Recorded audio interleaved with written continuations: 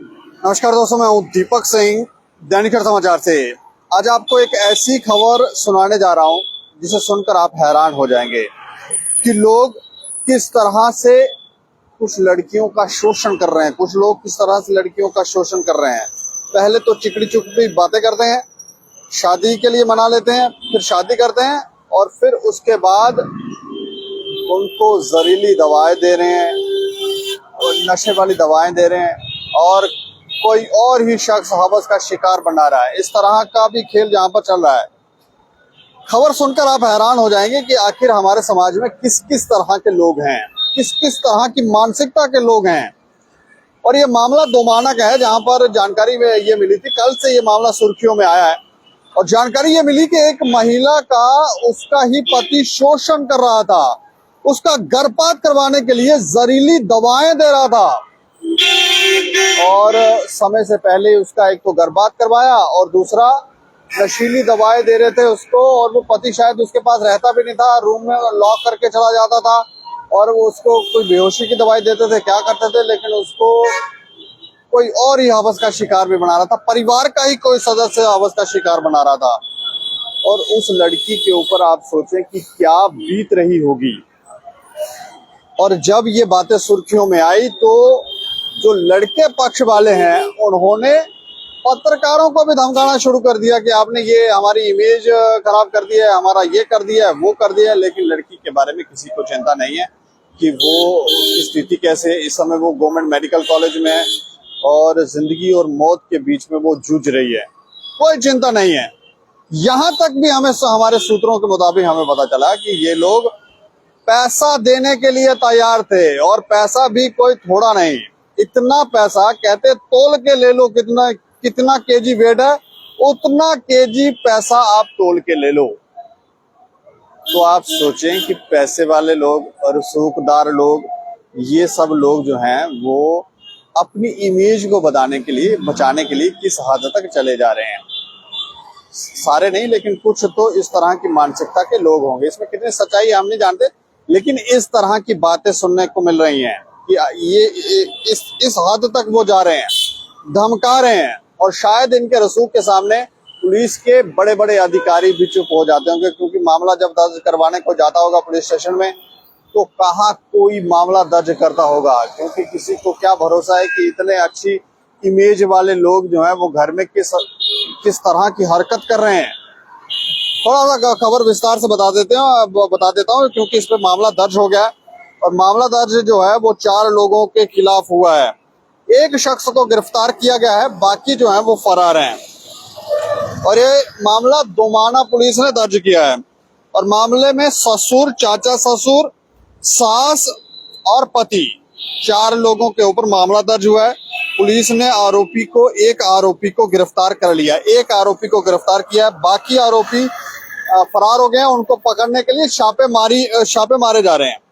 और जो जानकारी है उसके मुताबिक उसी इलाके की दोमाना इलाके की रहने वाली एक युवती की तरफ से, महिला की तरफ से पुलिस को शिकायत दी गई और उसने बताया कि उसकी शादी लगभग 2 साल पहले हुई है।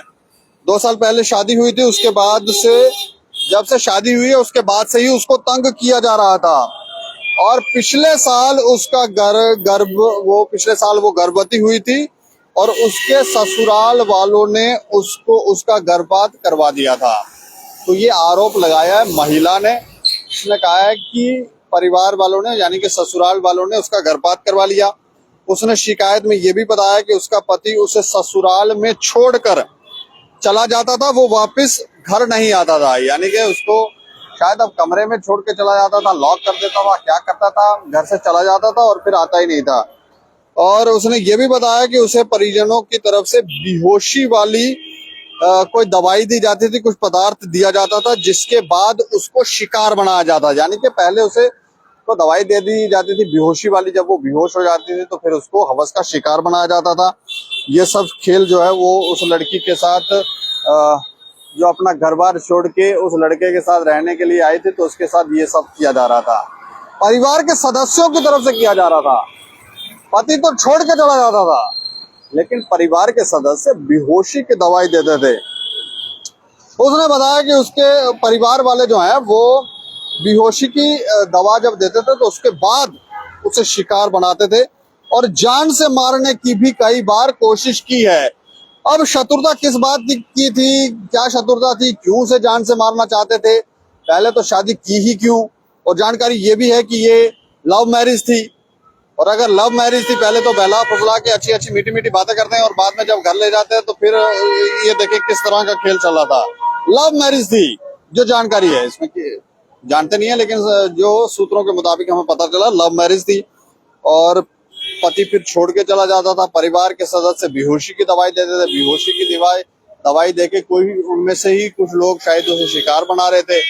बेहोशी में उस महिला को भी शायद पता नहीं कौन शिकार बना रहा था, कौन क्या कर रहा था, लेकिन 4 लोगों के खिलाफ जो है वो शिकायत दी गई है। और ये जो औरत है वो अभी इस समय में गवर्नमेंट मेडिकल कॉलेज में है। उसने ये भी कहा कि उसे लगातार तंग किया जा रहा था। उसने बताया कि महिला थाना जम्मू में उसने शिकायत दी थी, लेकिन कोई कार्रवाई वहां पर नहीं हुई। इस शिकायत पर कार्रवाई करते हुए पुलिस ने मामला दर्ज किया और उसके बाद छापे मारना शुरू किया। अब एक आरोपी जो है वो पकड़ में आ गया है और बाकी के 3 फरार हैं। हम लड़की से भी कोशिश करेंगे, अगर वो उसकी थोड़ी हालत स्थिर होती है तो उससे भी बात करने की कोशिश करेंगे, जानने की कोशिश करेंगे कि आखिर वो क्या कहती है, या उनकी माँ से भी जानने की कोशिश करते हैं कि किस तरह की स्थिति है, क्योंकि कुछ बातें तो बड़ी हैरान करने वाली है। 6 महीने में ही गर्भपात करवा दिया, ना जाने कौन सी दवाइयाँ दी थी, हवस का शिकार भी बनाते रहे, इस तरह की मानसिकता थी। और अब जब ये बातें बाहर खुल कर आ गई हैं, मीडिया कर्मियों ने इसको उजागर कर दिया है, तो उसके बाद से हैरासमेंट भी करना शुरू की गई है। और जो आरोप हैं, जो सूत्रों के मुताबिक पैसों से तोड़ने की बात है कि तोल के पैसा देंगे। कितना अहंकार देखें आप। पैसा होने से हमें लगता है कि अगर आपके पास पैसा है तो समाज में बेहतरी के लिए आप लगाएं, ताकि समाज में जो अस्थिर चीजें हैं वो स्थिर हो जाएं। लेकिन ये इतना पैसा ले लो, तोल के दे देंगे, ये कर देंगे, वो कर देंगे। इस खबर के ऊपर आप प्रतिक्रिया रखें, और अगर आपके आसपास इस तरह की चीजें हो रही हैं तो जरूर इसको हाईलाइट भी करें, मामले भी दर्ज करवाएं और उन महिलाओं की शक्ति भी बने। और देखते हैं दैनिक समाचार। मुझे और मेरे सहयोगी अरुण कुमार को दे इजाजत। नमस्कार।